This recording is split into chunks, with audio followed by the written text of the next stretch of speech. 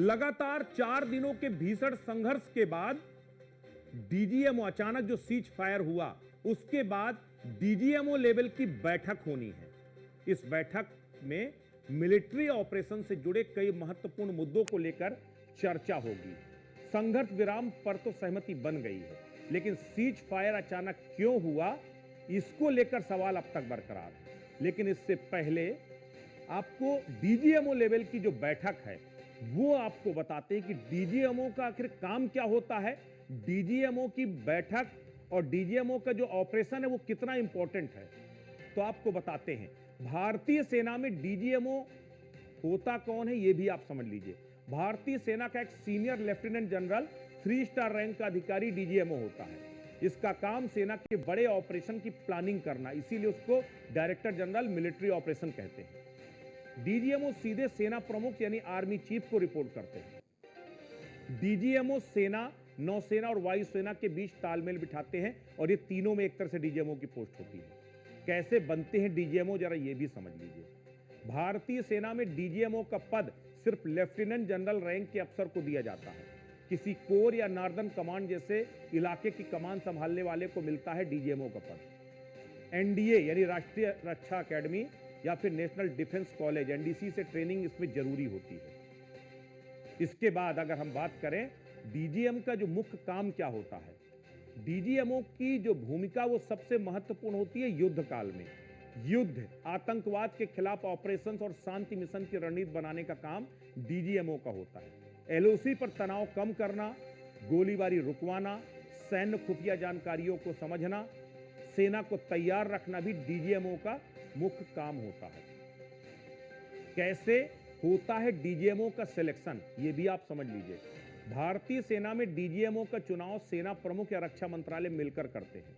इसके लिए कोई ओपन भर्ती या एग्जाम नहीं होता है। सेना मुख्यालय में सीनियर अफसरों की सलाह और उम्मीदवार के रिकॉर्ड को देखकर यह फैसला लिया जाता है। अधिकारियों का अनुभव, नेतृत्व, रणनीति बनाने की काबिलियत को परखा जाता है। इस तरीके से होता है डीजीएमओ के चयन। और अब भारत के डीजीएमओ कौन है जरा ये भी समझ लीजिए। वर्तमान में लेफ्टिनेंट जनरल राजीव घई भारत के डीजीएमओ हैं। आईएमए देहरादून के पूर्व छात्र रहे हैं राजीव घई। 1989 में कुमाऊं रेजिमेंट से सेना में शामिल हुए। 25 अक्टूबर 2024 को उन्होंने डीजीएमओ का पद संभाला। श्रीनगर से चिनार कॉर्प्स 15वीं कोर के जनरल ऑफिसर कमांडिंग भी रह चुके हैं। एलओसी की सुरक्षा, घाटी में आतंकी नेटवर्क तोड़ने में उन्होंने बड़ी भूमिका निभाई थी। तो ये आपको डीजीएमओ के बारे में हमने बताया।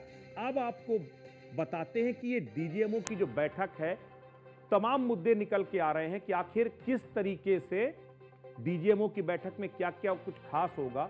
दरअसल मिलिट्री ऑपरेशंस रुकेंगे, आगे बढ़ेंगे, या फिर जो सीज फायर है वो किन किन शर्तों पर होगा, कहां कहां पर होगा, ये भी एक बड़ा मुद्दा है। दरअसल जिस तरीके से डीजीएमओ की मीटिंग होगी उसके बाद यह तय होगा कि सीमा पार से जो हैवी आर्टिलरी से लगातार फायरिंग की जा रही है वो फायरिंग बंद होगी या नहीं होगी, या किस सीमा तक होगी। उसके बाद जो लगातार हम एयर स्ट्राइक या ड्रोन अटैक दोनों तरफ से हो रहे हैं, इन तमाम चीजों पर वो होगी। लेकिन सबसे बड़ी बात यह है, भारत की तरफ से लगातार कहा जा रहा है कि अब पीओके से कम मंजूर नहीं और अब पीओके से कम में बात नहीं होगी।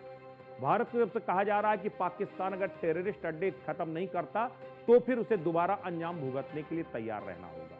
सेना ने भी साफ कर दिया है कि यह सीज फायर का मतलब सैन्य अभियानों को रोकना नहीं है। सीज फायर का सीधा सा मतलब है कि कुछ समय के लिए आपको मौका दे रहे हैं सुधरने का। अगर नहीं सुधरोगे तो नेस्तनाबूद हो जाओगे, क्योंकि आज सेना की प्रेस कॉन्फ्रेंस में कह दिया है कि हम नए मिशन के लिए पूरी तरह से तैयार हैं। तो सेना का नया मिशन की तैयारी सेना ने शुरू कर दी है।